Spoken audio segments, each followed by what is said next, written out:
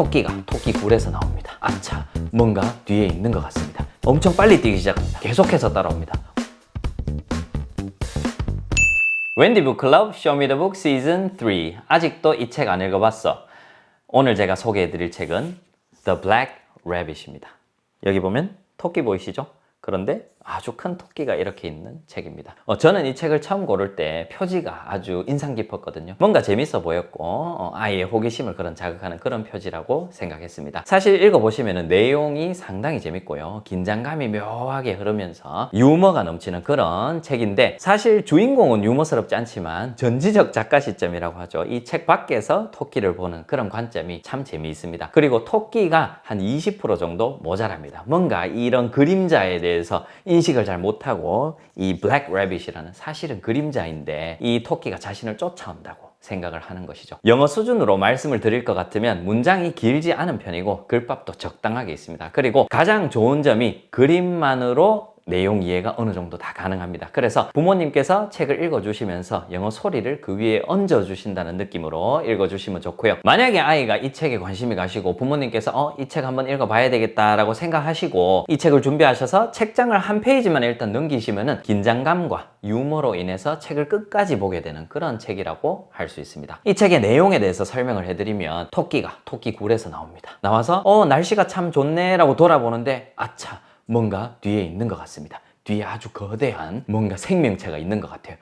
큰 토끼가 여기 있었네. 그런데 검어요. 그래서 이런 큰 진짜 토끼를 따라오는 것 같고 상당한 무서움을 느낍니다. 그래서 도망가기 시작하죠. 처음에 좀 걸어보니까 따라오거든요. 엄청 빨리 뛰기 시작합니다. 그런데 계속해서 따라옵니다. 왜 안 없어지지? 어떡하지? 그러면서 이번에는 내가 물에 들어가면 안 따라올 거야. 그러면서 강에 들어갑니다. 수영도 하고요. 한참 시간을 보내고 나와서 겨우 숨을 고르고 옆을 보는데 또다시 이 블랙 래빗이라고 하죠. 이 그림자가 옆에 딱 따라와 있습니다. 그러면서 겁을 먹죠. 어떡하지? 나 잡아먹히는 거 아닌가? 그러면서 특단의 조치를 취합니다. 이번에는 저 깊고 깊은 숲속으로 들어갑니다. 숲속으로 들어가서 한참 헤매다 보니까 숲속은 어둡잖아요. 그러다 보니까 그림자가 없잖아요.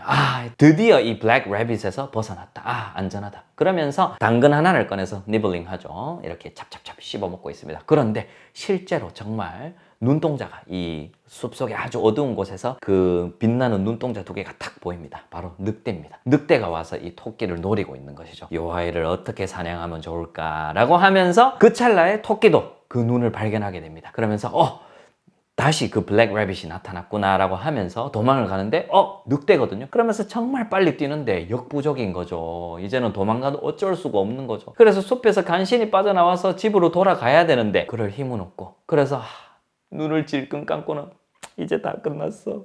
이제 거의 끝났어. 나는 이제 여기까지야 라고 하면서 눈을 찔끔 감고 잡아먹히는 걸 기대하고 있겠죠. 이렇게 받아들이고 있는데 아무 일도 일어나지 않는 거예요. 왜 그럴까요?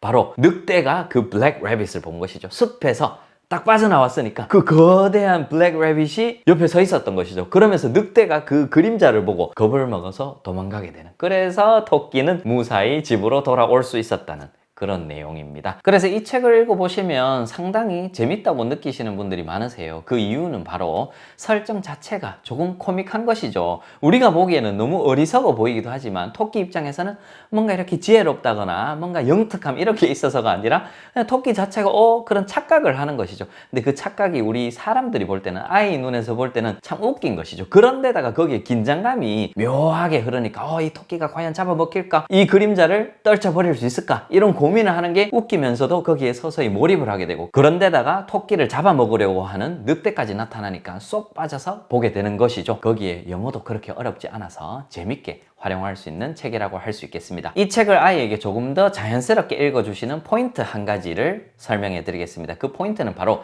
이 책이나 스토리의 분위기를 아주 잘 활용하시는 겁니다. 예를 들자면 이 책에 긴장감이 고조가 되거나 긴박함이 넘칠 때, 그리고 뭔가 탈출을 해야 되고 뭔가 위기감이 고조될 때, 그럴 때 목소리의 빠르기를 조절하시거나 목소리의 높낮이를 조절하시는 것입니다. 그냥 이렇게 모노톤으로 일정한 톤으로 일정한 속도로 읽어주시면은 무난하게 읽어주실 수는 있지만 어쩌면 이 책의 스토리에 맞게 목소리의 높낮이나 속도를 조절하시면 훨씬 더 그 내용이 그 목소리에 묻어나서 아이 입장에서도 긴장감이나 긴박감을 그 목소리 톤이나 속도에서 느낄 수가 있기 때문에 훨씬 더 전달이 잘 되고 이해가 훨씬 더 쉽게 된다는 것을 느낄 수 있을 겁니다. 예를 들자면 이런 페이지를 한번 보시면은 The forest was dark and quiet. 지금 이 토끼가 밖에 숲 밖을 한참 돌아다니다가 여기를 들어왔잖아요. 그러면서 여기 보니까 또 다른 장면이 또 시작이 되는 거예요. 또 다른 긴장감이 흘러 넘치는 그 시작인 것이죠. 이럴 때는 조금 더 빨리 읽으셔도 되고요. 혹은 지금 토끼가 움직이지 않고 있기 때문에 오히려 역으로 또 뭔가 또 다른 긴장감을 조성해 주시기 위해서 조금 더 느리고 조금 더 낮은 톤으로 읽어주시는, 빠르게든 느리게든 높게든 낮게든 이렇게 변화를 주면서 읽어주시면 훨씬 더 아이에게 전달이 더 잘 될 것입니다. 그러면서 또 다른 팁 하나를 더 말씀을 드리면, 이제 늑대가 토끼를 잡으러 오거든요. 그러면 토끼를 잡으러 오니까 이때는 상황이 아주 긴박하잖아요. 지금 빨리 도망을 가야 되잖아요. 그래서 이럴 때는 조금 더 빨리 읽어주시면 훨씬 더 아이도 거기에 쏙 빠져서 볼 가능성이 높아지겠죠. 자, 그렇게 한번 읽어주시는 것을 권해드리고요. 영어 어휘나 표현 자체의 난이도는 그렇게 높지 않으니 무난하게 접근하실 수 있을 것 같습니다. 자, 그러면 저와 함께 이 책 한번 읽어보시겠습니까? The Black Rabbit. Maybe he's not a good swimmer like me, thought Rabbit, and he jumped into the river and swam to the other side. But as he pulled himself up onto the bank, the black rabbit climbed out of the water too.